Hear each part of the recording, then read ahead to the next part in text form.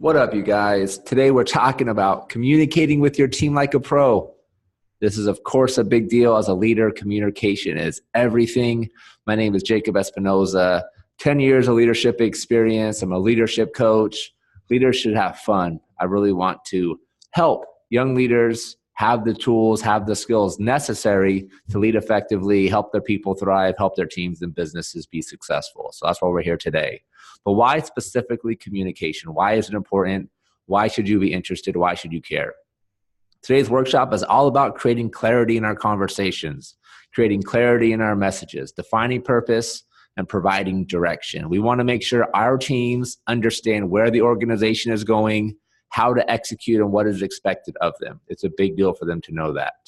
But also it's going to help us avoid fire drills, taking the time to appropriately communicate in the early stages of a plan will save us a lot of time on the other side, where we're not going to be putting out fires. We're not going to be having to spend so much time re-clarifying. We're going to save time, we're going to save energy, and we're going to save money as well. It's a lot less expensive when everybody understands what's expected of them and how to execute on a plan. So major keys to success. Mr. Jim Rohn, never mistake the power of influence. Leadership is influence. And we are able to influence by communicating effectively. We want to keep people motivated. We want to make sure our teams are on the same page. It's a big deal. It is. Let's have some fun. So let's start first. 3 tips for pro communication. Number 1, communicate often. Sending an email, sending a text message, sharing a document, talking about something one time. These are all great things. They need to work in unison. We can't do one of them and assume that everybody in the organization is on the same page. If that's what's happening, we're living in a fantasy land. We're setting ourselves up for failure. If anything, it's better to over-communicate, right? We don't want to be the person that's super annoying, but it's better to over-communicate an idea than to feel like everybody's heard a message, assume that the message has been understood and been communicated to everybody on the team, and then wait a week later, wait a month later, things aren't happening because somebody didn't get the message. It's better to over-communicate to prevent that, if anything. If you're going to err on that side. But also simplify your message. Keep it bare bones. Use the minimum. Say the minimum. Be somebody of few words. Make sure that the important pieces of the message are not getting lost in all the clutter and the madness and all that stuff that happens. We don't want that. We want to keep it very simple, what we're saying. Simplify your message. Number 3, use stories. There's a reason that fairy tales are a thing.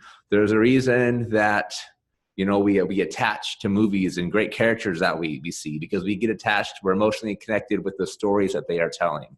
And you see brands doing a great job of this, right? So much of what brands are and their identity are attached to the story of that brand. So it's a very important tool that we can use in leadership as we're trying to connect with people on an emotional level, using stories from experience, using stories in pop culture, using stories from movies that are popular that people may have seen. Super effective tool, using stories. But let's talk about structure. So if we're trying to execute on a plan effectively, we need to make sure that we have structure. So I created the OPP process. If you're from the 90s, you're hip hop, are you down with OPP? Yeah, you know me, you're familiar with the Naughty by Nature song, but it also is a process for communication. So the first step, the O, own the expectations. Make sure that everybody on your team understands what is expected of them. Number 2, play your part. If we expect something, we need to inspect that it is happening, or else people are going to show up, they're going to perform when they want to. That's not what we want. We want a culture where people understand every single day we need you at your best. 3rd, praise, coach, accountability. All 3 are necessary. We need to be engaged. We need to be inspecting first. But once we are doing that, we're able to recognize when things are going well. We're able to coach and course correct when necessary. And finally, we need to hold people accountable. That's part of being a leader. It's part of the process. It's part of getting consistent performance month over month. So let's start with own the expectations. Keep it simple. Bottom line, keep it simple. Make sure everybody understands what they need to do. Clear out the clutter. prepare your message prior to delivering it. Make sure you're speaking to what's important to that person individually. So let's say you have an individual on your team who you know is resistant to change. We all have that person who, when things come, new things are thrown at them, it's challenging. And that's just part of it, right? We all handle change differently. We need to make sure that we're clarifying the message and we are able to teach them exactly what's important to them to help them get through the change. Help them understand why they're going to be okay. Help them understand how the change is going to benefit them in the long term, benefit the team in the long term.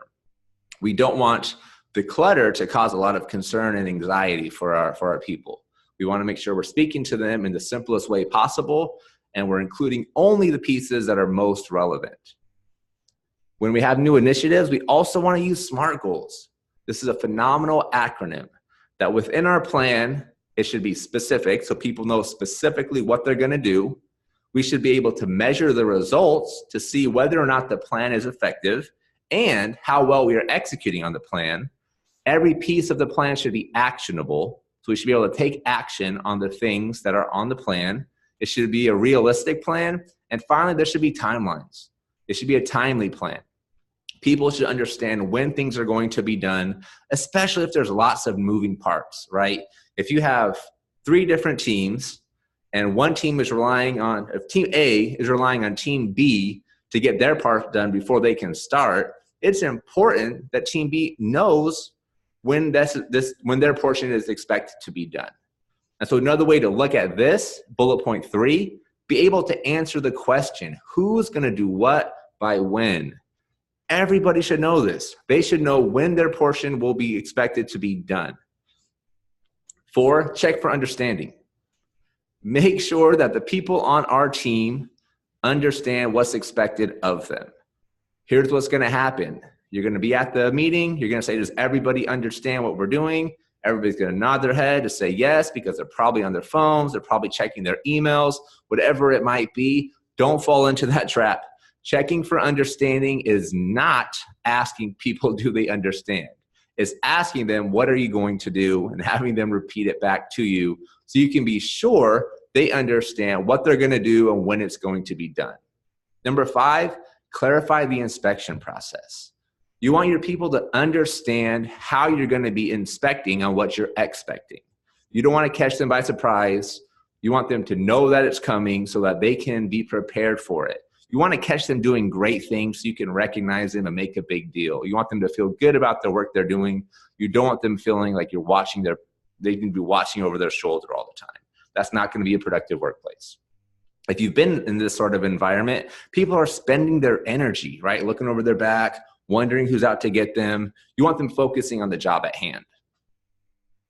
So that's own the expectation. Let's look at this part. Play your part. The follow through is part of the message.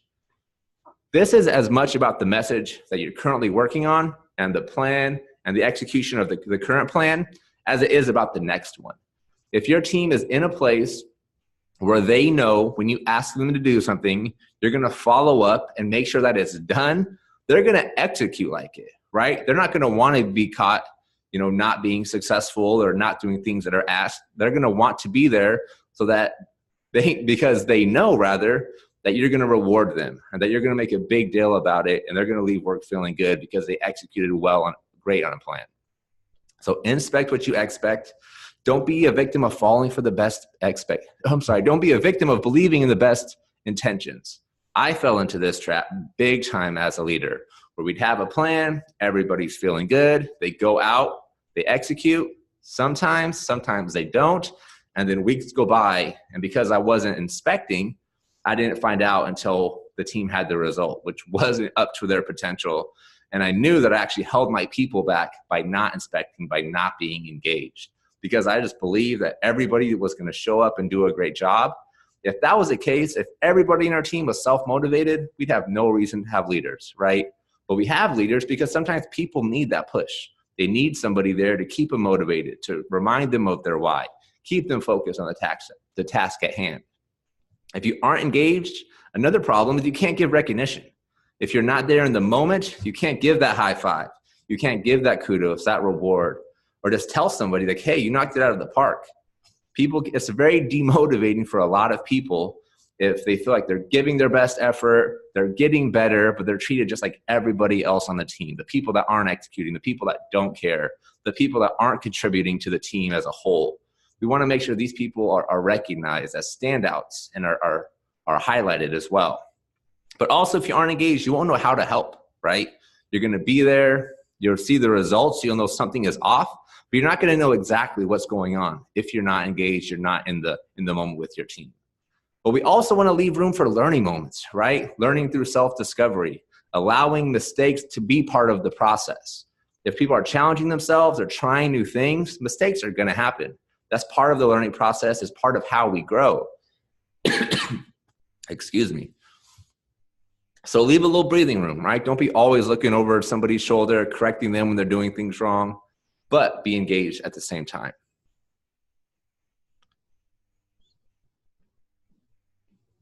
The last P of the OPP process, brought to you by Jacob Espinoza of New Leader Workshop: praise, coach, accountability.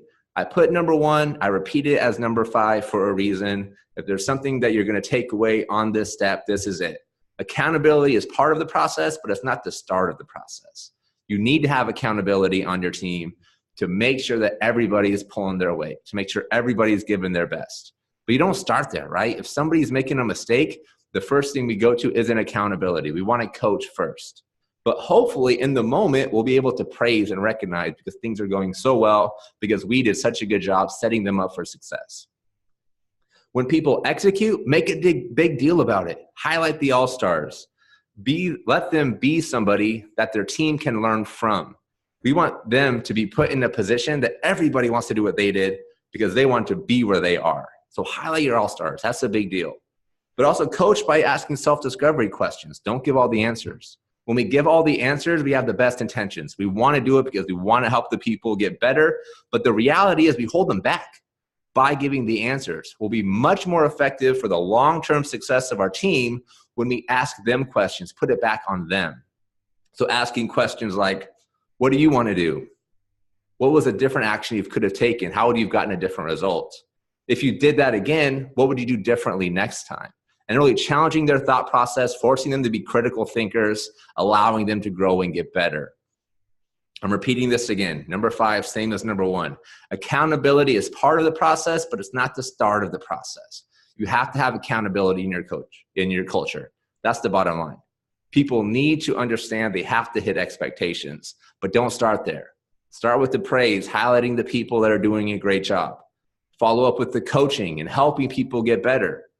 If it's still not happening, people aren't giving the effort, we have to have that accountability piece. Everybody in the team needs to be contributing to prevent resentment from coming alive in the culture, which is the last thing you want. You don't want your top performers resenting the people that are in the bottom of the stack rank because they're not pulling their weight, they're not contributing to the team's success. You want to avoid that, or it's going to demotivate the people that are at top. I appreciate you guys tuning in, becoming communicating pros. By being here, you're investing in your team. You want your people to thrive. You want your teams to grow. I want to be a part of that. So if you want some individual one-on-one coaching, I do free consultations, jacobespinoza.com.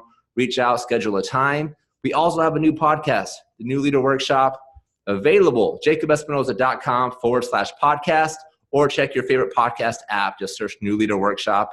You can also follow me on Instagram and Twitter at Mr. Jacob Espy. I love to be part of the conversation. So let me know how things are going with your team. Let me know your biggest takeaway from this webinar as well. I appreciate you guys so much. I look forward to continue building with everybody.